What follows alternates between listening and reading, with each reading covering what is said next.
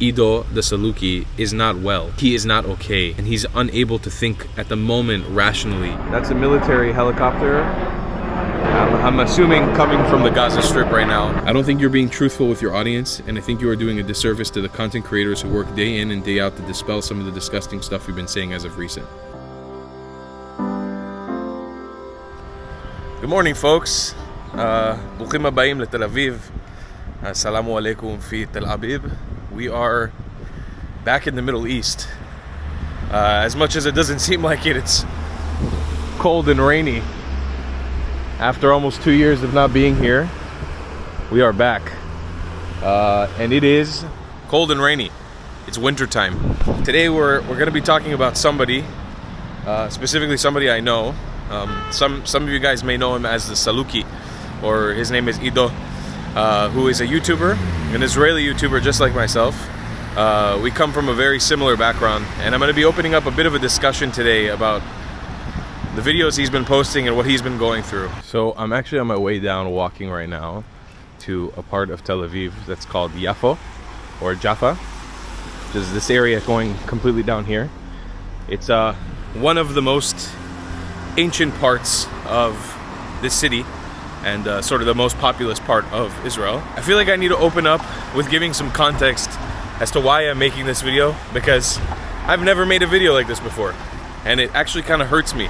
Like, I'm sad that I feel the need to make a video like this. Alright, so I feel like this is as good a place as any to sort of break down what I've been feeling about Ido, about the Salukie, and everything he's been posting for the last couple months since the war broke out on October 7th. I'm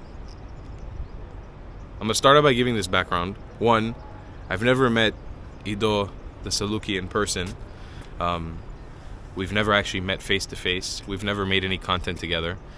But when I came here to Israel in 2022, and I came to make content specifically about the Israeli-Palestinian conflict, life under the conditions of war, settlers in the West Bank, Palestinian nationalism, the Hebrew Israelites, whatever I did, I took a lot of inspiration from him.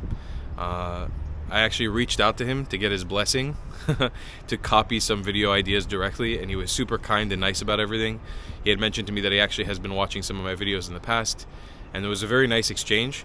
And that being said, there always has been a nice exchange. There's never been a moment where the two of us have ever beefed out or anything like that. It's only ever been very supportive. And I have to say, honestly, I really liked his character. I still do. I think he's a great guy. And you know, I've always felt like I almost found like a brother on YouTube. Somebody, while we don't look exactly the same, we're both from the Iraqi Jewish background. We both have family who lived in Iraq during the Jewish diaspora and then made it to Israel. You know, we both have grown up with this sort of dual nationalism of being from Israel and another place, so always not feeling the 100% sense of fitting in everywhere. We've both been traveling for a long time, and it hurts me to talk about this in this way, but you know, around a year ago, I remember I started seeing from Ido signs that he was not 100% okay, and I've been on YouTube for a long time. I've been doing this for, it's gonna be 10 years in April. I've met my fair share of YouTubers who have not been able to handle the pressure of doing this as a full-time job. Now, you guys may be thinking to yourself, Tal, you're not like, you're talking like you're a celebrity or something. I by no means consider myself that in any way. But, you know, I do have 250,000 subscribers. I've got a bunch of other followers on different platforms that amount to almost 500,000. Ido, the Salukie, has gotten millions of views from videos, some of them controversial, some of them not, from all over the world, from South America, from Asia, from the Middle East. And it's a type of pressure that mounts, specifically if you're not ready for it, that can snake its way through your life in very ugly ways. And it can be something that's very hard to handle if you're not ready for it. Sorry, I'm just going to hood myself up because it's raining a bit. I'll never forget my first year on YouTube. was very difficult for me to intake all the hate that I received in the comments. And it wasn't like I was making controversial content. Just there are people out there that just hate on you for being you. And so when you talk about anything even slightly divisive or controversial, you open the floodgates for people to attack you in ways that you've never been attacked before, to eat up your character, comment on the way that you look. And I think that that's something that if you're not ready for it, if you're not prepared for it, and if you don't have a good way to deal with that type of stress and judgment, it can affect you in very, very ugly ways. And I personally feel like that's what I've been seeing from Ido in the last year. As unfortunate it is to say, for those of you guys who may follow the two of us, the main reason why I'm making this video is because in 2022, when Ido gave me sort of the blessing and the permission to make and copy some of the video ideas he did, those videos did very, very well. And our channels have actually been intertwined for the last 2 years almost. When I look at my YouTube analytics, no matter where I am in the world, he's the top channel that's being recommended next to me. And I'm assuming that it's either close or similar for the two of us. And that makes it very hard to escape his content being projected next to my content and vice versa. And because we are so similar in a lot of ways, we're very different also, but because we are so similar in a lot of ways, I feel like it's almost a responsibility for me to step up to the plate and talk about what I've been feeling, that I've been seeing on his end. I did feel it only fair to reach out to him a few days ago and give him time to respond. I know he's active online. I also was pretty positive he wouldn't answer me because of everything he's going through. And last time we spoke, when he went into Ramallah and announced his location on a live stream and people were coming after him, I was halfway around the world in Asia somewhere watching the live stream in absolute shock, texting him, trying to convince him to get out of there, seeing if I could find a way to help. At the time, he just needed a little bit of money, and I had no way to get it to him. So I was going through the rounds trying to figure out a way to help the guy, because I was convinced I was going to see a friend get on live stream. We're in the middle of an active war between Israelis and Palestinians, and going into Ramallah, which is the capital of the state of the future state of Palestine, if it ever happens. To me, I saw the guy on like a offing himself mission, and I got very worried for him. I was like, I don't want to see this guy get hurt. So I'm going to read the message that I wrote to him online just a few days ago. I sent it to him on WhatsApp. I sent him a reminder on YouTube to check it if he gets a chance, and I sent this to him through Instagram. Didn't get a response on any of them. But this is what I said to him. Brother, I don't have a lot I feel I can do or say to help alleviate the pain you're currently going through. I know we've never met in person, but I do feel like I found a friend and brother in you, and I can't help but to feel a lot of pain seeing you go through the journey you are on. And also I wrote to him in Hebrew, I'm here in Israel. I got here around a week ago. I'm actually here to create more Asbara content about what's going on, and partly to dispel some of the content you have posted online. Asbara is it's a concept in Israel about making content about Israel to explain to people the truth about what actually happens here, rather than propaganda like you see in Al Jazeera. I want you to read this next part carefully, because I say it with love and a sincere tone, and in no way am I talking down to you, and in no way to offend you. I respect you as a fellow content creator, and I have gotten a lot of inspiration from you on my own channel. You are an innovator in this space, and you have changed the game, and you have made remarkable content pieces for the world to enjoy about our conflict and the shit that goes on here. That being said, I feel as of lately you've been way, way, way out of line. It crosses a border of what's journalistic and what's life-endangering propaganda towards yourself and our people. And when I say our people, I mean both Israelis and Palestinians. I know what it feels like to be in your position right now, and the money and attention are fucking crazy addicting. But this needs to be said to you, bro. You are going too far, and I want to clarify, I don't think you are doing this for money and attention. Actually, I'm fairly positive that you're not. But the shit you have been posting as of recent personally offends me and my family's history in this land. I'm writing this before I'm going to make a video about you, partly because it will help me gain views before I start releasing videos about the war, because your name carries a lot of attention with it at the moment, but also because I want to expose you and some of the vile and untruthful things you have been posting. Again, this is coming from a place of love and not hate. I'm not doing this in any desire to see you fall. I actually would love to see you continue to grow your channel and succeed. but I want to give you a chance to come to my platform and speak for yourself through my questioning and converse with me about what you've been going through. I don't think you're being truthful with your audience, and I think you are doing a disservice to the content creators who work day in and day out to dispel some of the disgusting stuff you've been saying as of recent. Brother, again, I come only with love, and I want to give you a chance to respond via my platform, unedited, before I make the video I'm going to make on you. Let me know your thoughts. Only love akhi, which is how you say brother in Hebrew, and I hope things start to get better. I'm here for you if you need me. This letter, this message I wrote to him, it's 100% truthful. I think I mentioned this already in the video, kind of losing my pace a bit because of the cold.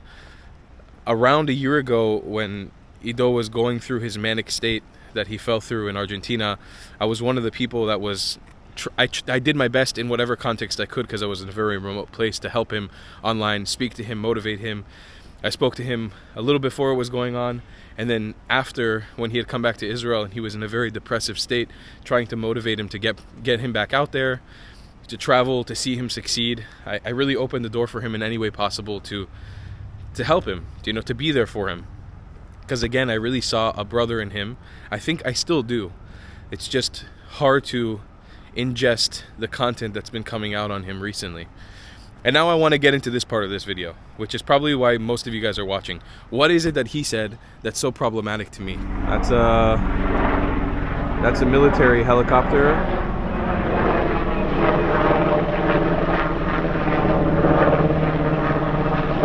I'm assuming coming from the Gaza Strip right now, because it's heading north right now. It just came from the south. I'm assuming that they just probably finished doing some operations in Gaza. That's been the insane reality since I got on the ground here in Israel around 2 weeks ago. It's you feel it. While life has somewhat come back to normal, you definitely feel it. The feeling of being in a war, being quote unquote under attack, and feeling unsafe. I haven't experienced this feeling in a very, very long time in Israel, and now it's very much a feeling of being on edge. And you do feel like not everything is okay, and you can tell the intense trauma that people have been through in the last 3-4 months since all of this broke out. And you come places like this, you're like, damn, it's so beautiful here. The reality is that this conflict is extremely, extremely controversial. And it's also very hard to understand. Ido, like myself, or I actually say me, like the Salukie, because I definitely followed in his footsteps when he started taking these ballsy and risky jumps into places like Ramallah and Nablus, or Shechem in Hebrew, within the Palestinian territories. He kind of opened the gates and showed me he's able to do these things, that we're able to do these things, even though they're not really legal as Israeli citizens, that you can do these things and come out unharmed, and there'll be people on the other side that are willing to help you. And that's so true. It is so true. There are plenty of wonderful people, both in Israel, obviously, and in the Palestinian territories.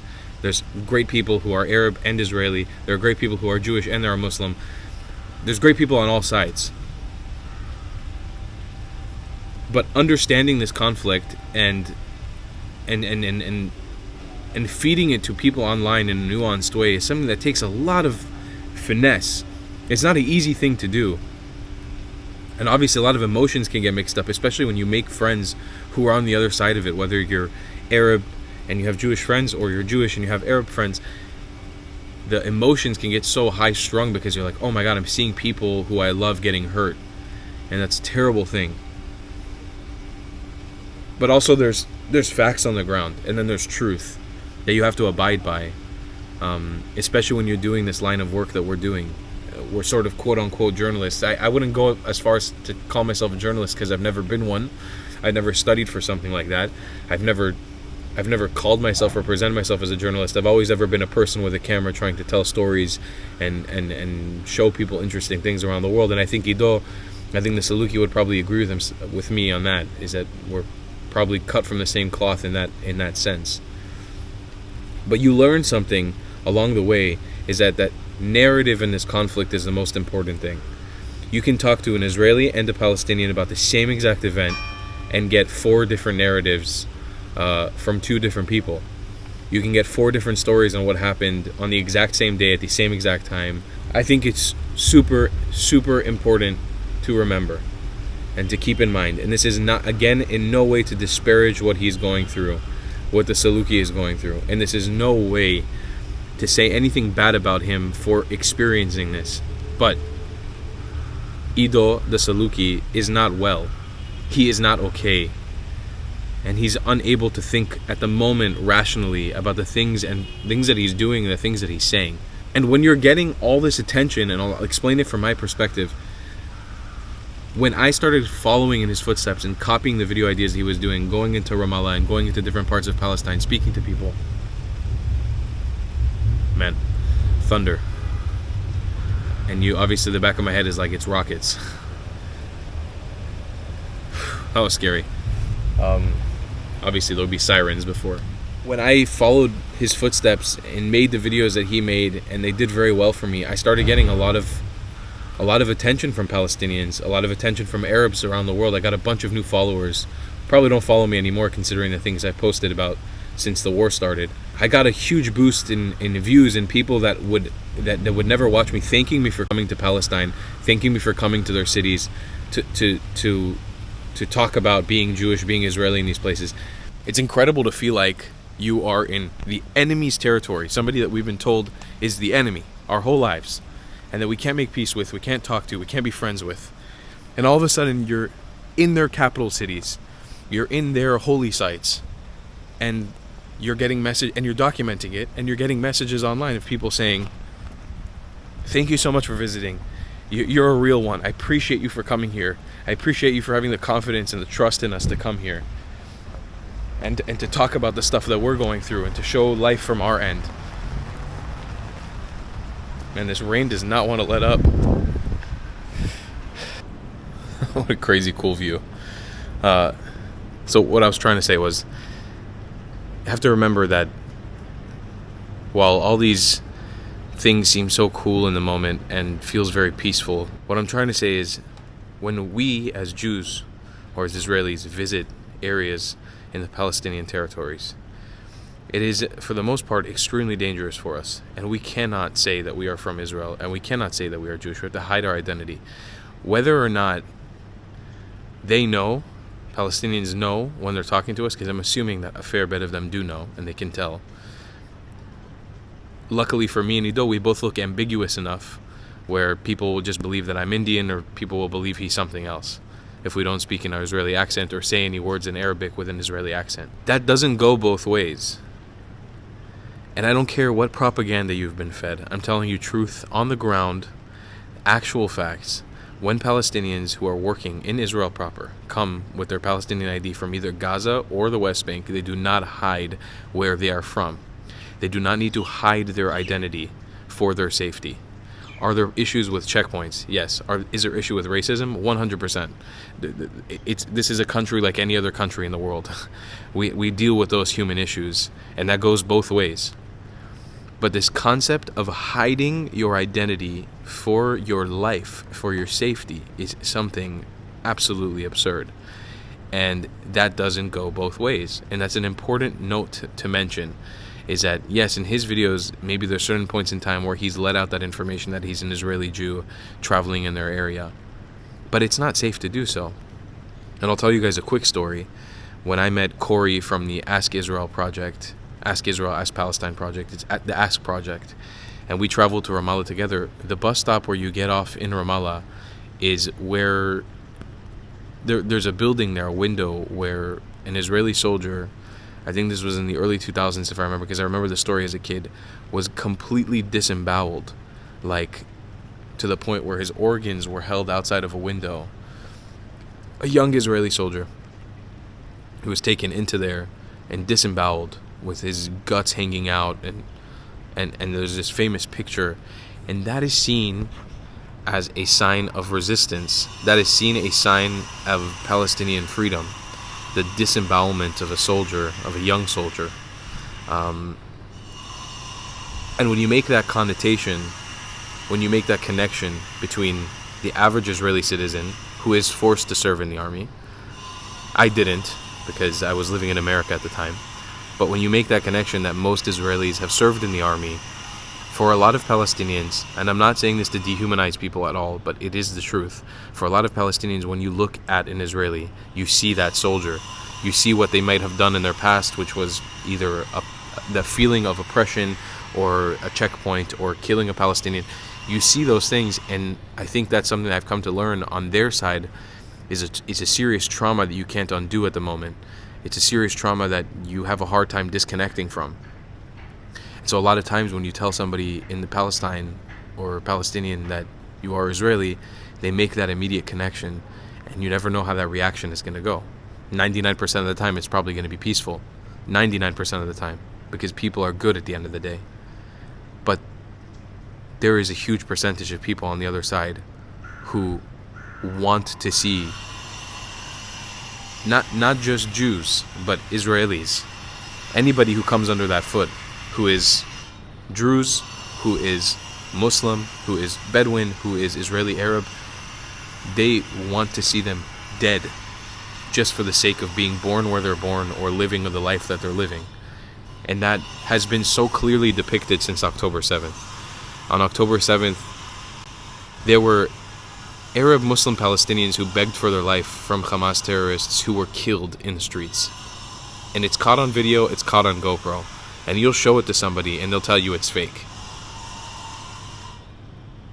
And Ido the Salukie going out into Palestinian territories and speaking as a sort of apologist for the Israeli army and saying things like, I remember seeing one video where he was comparing Hamas to the Israeli army. It's infuriating because, to give you guys my perspective, right? My family comes from a lineage of Iraqi refugees who were Jews who lived in Iraq for 2,000 plus years after the diaspora of the destruction of the Second Temple in Israel. That's the story we've been fed in my family. Do I know that it's true 100%? No. But I know from my grandpa and his family that they never stopped saying next year in Jerusalem their entire life. And when the Iraqi Farhud happened in the early 50s, and one day all the Arab Muslims in Iraq decided that Jews were no longer human, they stripped them of their citizenship, stole all of their wealth, and kicked them out of the country. When my grandma has lived to see the age of 85, living here in a suburb of Tel Aviv, she now has dementia, she can barely walk, she can't see very well, she can't hear very well.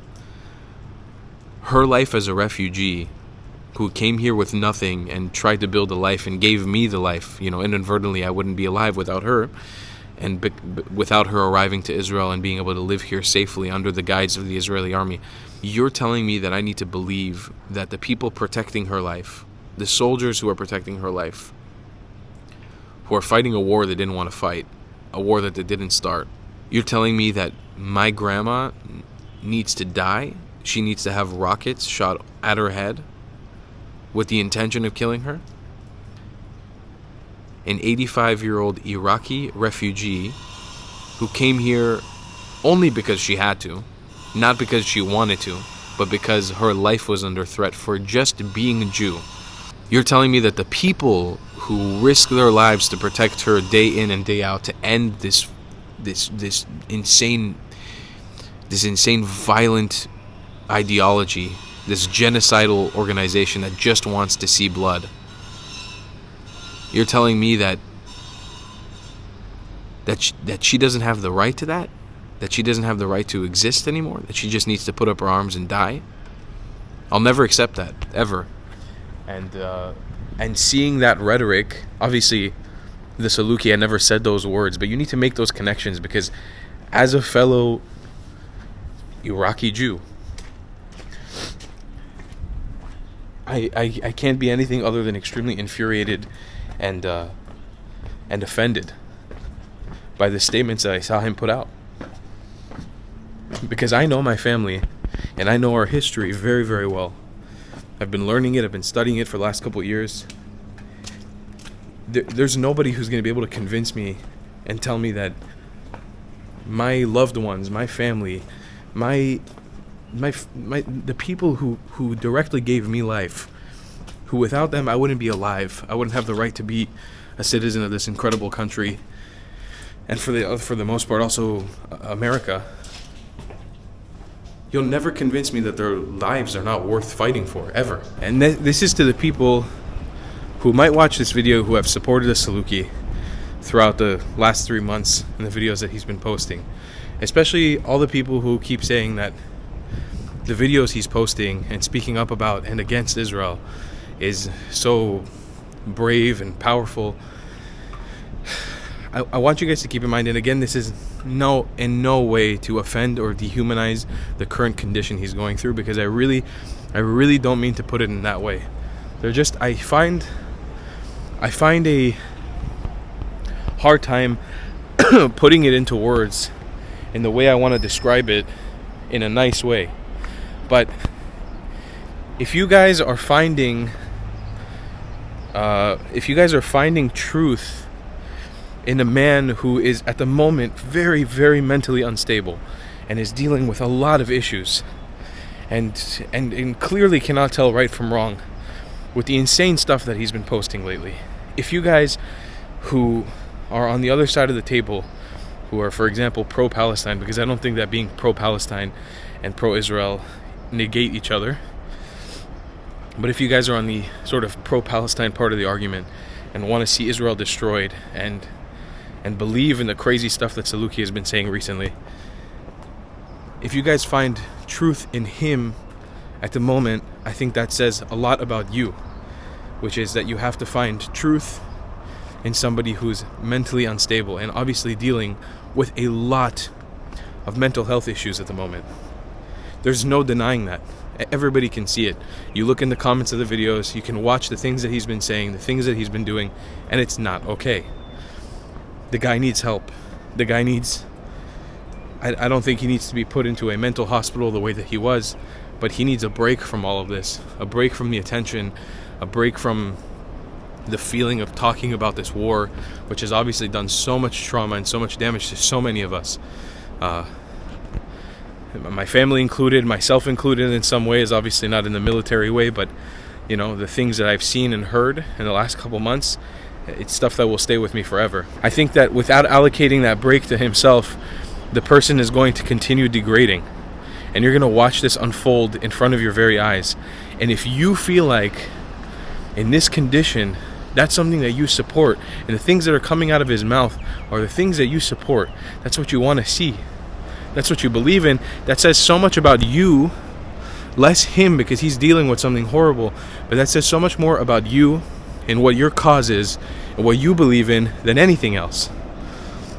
And again, one more time, not to bring down what he's going through and make it something like that to talk down about it, but if you find your guides in life and your belief system and your agreements with somebody who is mentally unstable and mentally ill, what does that say about you? Because clearly this person is not thinking straight. Clearly this person is unable to decipher between right and wrong. I've always felt like his content has been a little bit on the nose, which in my opinion is not a bad thing. I think it's great. But to fall into and to speak straight propaganda that's against this country that has given us life, that has given us the ability to do this as a job, that quite frankly, and I don't mean to sound cliche with this, but that has given us this, and I'm not a huge fan of Tel Aviv. I want to make sure that's 100% abundantly clear. This isn't my favorite city by any means, but that has given us this place to be able to live, to experience, to coexist with our neighbors. If there was a Palestine, if we didn't fight for this, if our ancestors didn't fight for this, I wouldn't be here. I wouldn't have this. I probably wouldn't even be alive. And that goes the same for Ido. That goes the same for the Salukie. And not being able to realize or appreciate that, or even worse, negate that online, to put out online things that backtrack from that, to not show the legacy of this place. And I'm not saying you need to go around and do pro-Israel propaganda by any means. Well, I feel like it's something I personally want to do because I love this place and I see the coexistence in it every day. And I see how much people of all walks of life have been affected by the insane ideology of the people who want to kill everyone in here. While I personally want to do that, I would never project that onto Salukie. I would never say, hey, you need to do this too. May I remind you guys that Ido's family history is probably exactly the same as mine. It's people who were thrown out of this land into a foreign land, lived there for thousands of years, and then thrown out of there for specifically not being Arab, for being a Jew. To go and then make a series of videos that start projecting negatively about this place that has given us so much, that has given us so much freedom. In my opinion, it's baffling and it's disgusting. This is a video that really hurt me to make because I love this guy, man. Ido the Salukie is a freaking awesome guy. He's so cool, and I'm honestly a big fan of his. And knowing that my channel is bigger, I don't know if it's going to necessarily get more views, but knowing that my channel is bigger and talking down towards a YouTuber that is smaller than me in numbers, while he's getting way more views than me, it feels bad. It feels like not the right thing to do. But from the same perspective, I can't keep my mouth shut on this stuff. It directly affects and it directly targets people like me. It's disrespectful towards my lineage and my people's history in this land too. And so does it does the same thing for him, exactly the same thing. I want to see this guy get better. I want to hopefully create content with him on my channel if he doesn't hate me after making this video. But mostly, I want to see him get better. I want to see him take a break, a true break from the content creation on this platform, and reanalyze what he's doing, and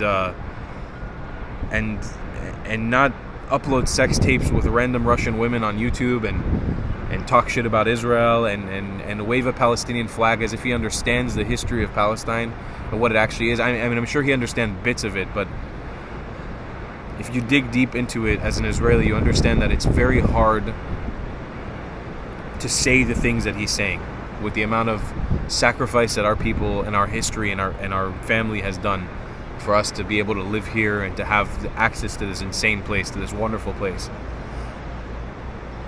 So I want to see him get better. I really do. I wish you, if you're watching this, but I wish for his fans, if they're watching this and they're able to send this message to him, I wish him the best. I wish him only the best. I wish him to get better and to feel better. What you're watching from him doesn't make a lot of sense. It's not a streamlined line of thought. It's not sane. And what you'll watch here on my channel is what I'm going to try to produce to show you guys the actual truth of what happened here on the ground and what's happening here on the ground and how people are living their lives in spite of this horrible situation that we're in. I really leave everybody who watches this video, I know it's extremely controversial and probably a lot of people will be angry at me for making this, but I leave with a message of like peace and love, and truly not in like a stupid kumbaya way. I really mean, I really hope for a better time for all of us. I'm extremely hurt by everything that I've seen, and it pains me a lot to see all the relationships that I built with Arabs and with Palestinians in this country and in the West Bank dissolve into hatred and violence through this war. And I want things to get better, and my intention really is going to be to hopefully document a more hopeful side of everything that's going on. There's going to be a lot of shit that comes through with that too, a lot of bad stuff. But the goal is to hopefully highlight some of the good that's happening as well. That's it, guys. I have really nothing else to say. Please don't send any hate towards the guy. I know none of you will. But I've spoken to a lot of content creators who have been absolute shock by what he's been posting recently, especially content creators who are based here in Israel or are Jewish, who have been watching him for years, who really appreciated the content he made. A lot of them have messaged me like, hey, what the hell's going on? What's going on with this guy? You know him, no? And I've had no words, because I've been speaking to him behind the scenes, but it's hard to explain what he's actually been going on, what's been going on with him. I really do wish for peace and love, and I hope that things get better, and I hope that we see a better time for everybody and for everything and everyone who's going through something here right now. Please stay subscribed and watch the next video, because we're going to try our best to... I really wish for peace between everyone, and I wish for better times for all of us who are dealing with this crazy, crazy, crazy time to be here. I love you guys, long time, and I'll see you in the next one. Goodbye, class.